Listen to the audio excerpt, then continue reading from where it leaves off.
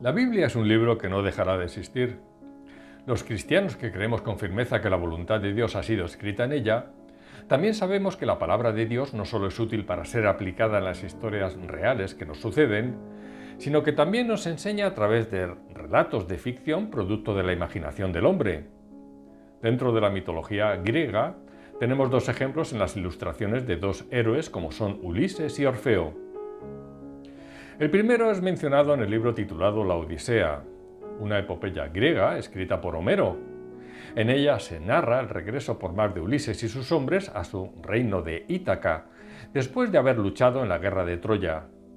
Ulises es prevenido por la hechicera llamada Circe para que cuando pasen por la isla de las Sirenas, no escuchen su canto que con voces seductoras y engañosas prometen todos los conocimientos y gloria o secretos del mundo a quienes se les acercan para escucharlas, ya que solo desean seducirlos para que se lancen al mar en su búsqueda y así mueran ahogados.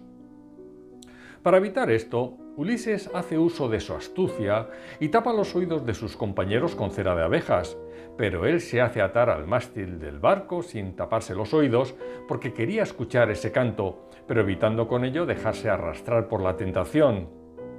De esta manera, Ulises y sus hombres son capaces de resistir la tentación y pasar junto a la isla de las Sirenas sin ser destruidos. La expresión canto de sirenas hoy en día se usa de manera coloquial.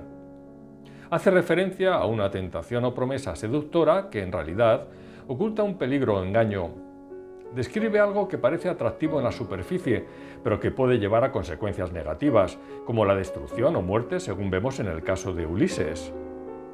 Desde el punto de vista bíblico, el primer canto de sirenas escuchado por el hombre lo leemos en Génesis 3:5, cuando Satanás, la serpiente, le dijo a la mujer que no moriría por comer del fruto del árbol prohibido, sino que sabe Dios que el día que comáis de él, serán abiertos vuestros ojos y seréis como Dios, sabiendo el bien y el mal. A partir de aquí, se han ido sucediendo cantos de sirenas por parte del enemigo para hacer caer al hombre en tentación y así apartarle de Dios por medio del pecado. Por eso el Evangelio nos advierte, ya que al diablo se le resiste, pero de la tentación hay que huir. En Proverbios 4:14 leemos: no entres por la vereda de los impíos, ni vayas por el camino de los malos.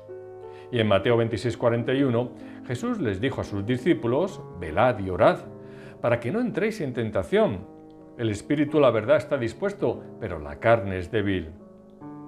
Velar significa vigilar, para que, cuando nos acerquemos demasiado a la isla de las Sirenas, giremos la nave en sentido contrario. Sin embargo, también sabemos que en ocasiones no podemos evitar pasar por el lugar que habitan, al vivir en un mundo rodeado de pecado y tentación. Por eso en Juan 17:15, Jesús le pide al Padre no para que nos quite del mundo, sino para que nos guarde del mal. ¿Y cómo lo hace? Pues con las armas que nos proporciona el Evangelio. Dios nos protege del canto tentador para que no llegue al corazón por medio del yelmo de la salvación mencionado en Efesios 6:17, que mantiene alerta la mente y los pensamientos de los ataques del enemigo. Solo así podemos mantener la concentración únicamente en la palabra y la mirada fija en Cristo. De esta manera, podremos pensar en todo lo que es verdadero, honesto, justo, puro, amable, lo que es de buen nombre, en la virtud y digno de alabanza, según Filipenses 4:8. Esta es la manera que tenemos los cristianos de taponar nuestros oídos frente a la tentación, usando el Evangelio y no los recursos del hombre fruto de su astucia. Por tal motivo, tampoco ofrezcamos resistencia con base en las propias fuerzas, atándonos a un madero con cuerdas hechas por mano de hombres, dado que las cuerdas de los hombres se acaban rompiendo o desatando con el paso del tiempo. Por el contrario, los cristianos debemos dejar que se nos amarre a otro madero, que es la cruz de Cristo, con las cuerdas del amor de Dios mencionadas en Oseas 11:4. Estas cuerdas no nos atan por la fuerza, sino que nos convencen con ternura y cuidado como hijos que somos para ligarnos al Padre sin que puedan romperse o desatarse, al estar hechas de la carne y sangre de Jesucristo. Porque no es por fuerza ni por ejército como el pueblo de Dios vence sus batallas, sino por la obra del Espíritu Santo que actúa en nosotros. Y al ser Dios quien vence las batallas, toda la gloria le pertenece. Por eso estamos convencidos que nada ni nadie nos podrá separar del amor de Dios que es en Cristo Jesús, Señor nuestro, según Romanos 8, versículos 38 y 39. El segundo héroe de la mitología griega es Orfeo, quien se enfrentó con las mismas sirenas que Ulises y pudo librarse de su poder gracias al talento para tocar la lira. La música de Orfeo era la única que podía contrarrestar la influencia de las sirenas. Sin embargo, en esta ilustración volvemos a caer en el mérito esfuerzo del hombre para vencer la tentación, lo que convierte a Orfeo en un héroe mitológico. En este sentido, de nuevo el Evangelio nos aclara la cuestión. Porque según Mateo 5:45, Dios hace salir el sol sobre buenos y malos y hace llover sobre justos e injustos. Por eso sabemos que todo talento natural que poseen los incrédulos es obra de la gracia común de Dios. Pero solo la gracia especial la reciben sus hijos. En este sentido, la Biblia menciona a David como el ungido de Jehová sobre el cual estaba su espíritu. Solo él podía apartar el espíritu malo que de parte de Dios atormentaba a Saúl cuando tocaba el arpa, según leemos en 1 Samuel 16:23. Era por tanto David el instrumento de Dios y no el arpa, con independencia de la habilidad mayor o menor que tuviera para tocarla. Porque de no haber sido el ungido de Jehová, por mucha habilidad que hubiera tenido en el manejo del instrumento, jamás lo habría bendecido Dios de esa manera. Estas dos ilustraciones nos llevan a la conclusión de que no es la astucia de un Ulises o la habilidad de un Orfeo para tocar un instrumento musical lo que nos va a permitir llegar a Dios u obtener su favor en esta vida, y mucho menos para poder resistir la tentación. Porque para Dios solo hay un camino que es Cristo y una luz en la palabra que nos guía. La habilidad, esfuerzo o mérito del hombre es desechado cuando prescinde del Evangelio, y también el poner su confianza en quien no es el Señor y Salvador del mundo. Por tal motivo, esta es la razón por la que Pablo ataca el legalismo, el misticismo y el ascetismo en los versículos 16 al 23 del capítulo 2 de Colosenses. Porque quizá estas doctrinas o tradiciones de los hombres sirvan a algunos para convertirse en héroes ante los demás y les permitan volver a sus casas terrenales como tales tras superar diferentes pruebas. En realidad, esto es lo que muchos buscan siguiendo esta doctrina de los hombres, ser vitoreados en su regreso tras superar diferentes pruebas.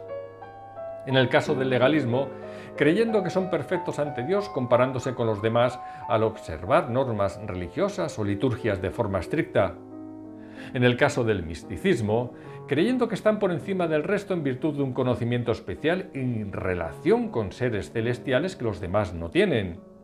Y en el supuesto del ascetismo, considerándose favoritos ante Dios por el hecho de hacer ciertos sacrificios relacionados con el dolor y la abstinencia para pretender purificarse y lograr un grado superior de santidad. Pero para Dios, estas personas son tan ficticias como los héroes de la mitología griega mencionados, porque acabarán siendo polvo, como todos, y objeto de olvido con el paso de los años. Y lo peor, perdidos por toda la eternidad en las llamas del infierno. Por el contrario, para los cristianos que abrazamos el Evangelio, solo existe una forma de regresar para siempre al hogar celestial, y es por medio de Jesucristo. Es cierto que también formamos parte de una nave que transita por el mar de este mundo convulso e inseguro que nos lleva a casa.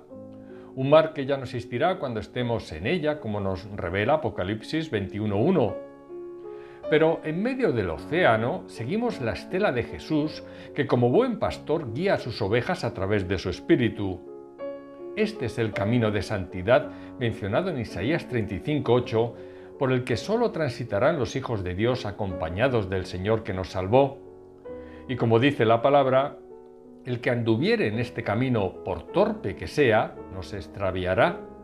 Es decir, tenemos la seguridad de que llegaremos, porque es el mismo Dios el que comenzó en nosotros la buena obra y la perfeccionará hasta el día de Jesucristo, a tenor de Filipenses 1:6.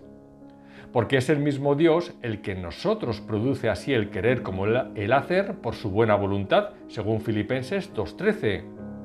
Y porque es una promesa de Dios que nadie nos puede arrebatar de la mano del Padre y de la del Hijo, en palabras de Jesús en Juan 10, versículos 28 y 29. En definitiva, puede que por el momento y hasta que llegue ese día, como peregrinos que somos, no seamos tan astutos como Ulises o tan hábiles como Orfeo. O puede que no seamos tan excelentes en el canto o en la lectura de la palabra como tantos otros. Pero para el Padre seremos los más sabios de este mundo y nuestra música, canto y voz le deleitará en grado sumo. Porque el Padre ve corazones dispuestos y agradecidos por amor, pero el hombre solo ve la apariencia de las cosas. En cualquier caso, es seguro que todo canto de sirenas que escuchemos hasta alcanzar el destino final no nos apartará del amor de Dios, porque como escribe Pablo en Gálatas 2:20, ya no vivimos nosotros, sino Cristo en nosotros, y el Padre, habiendo entregado a su Hijo para llevarnos de regreso al hogar, ¿cómo no nos dará todas las cosas para recibirnos en su morada eterna? Que así sea en el nombre del Señor Jesús. Amén.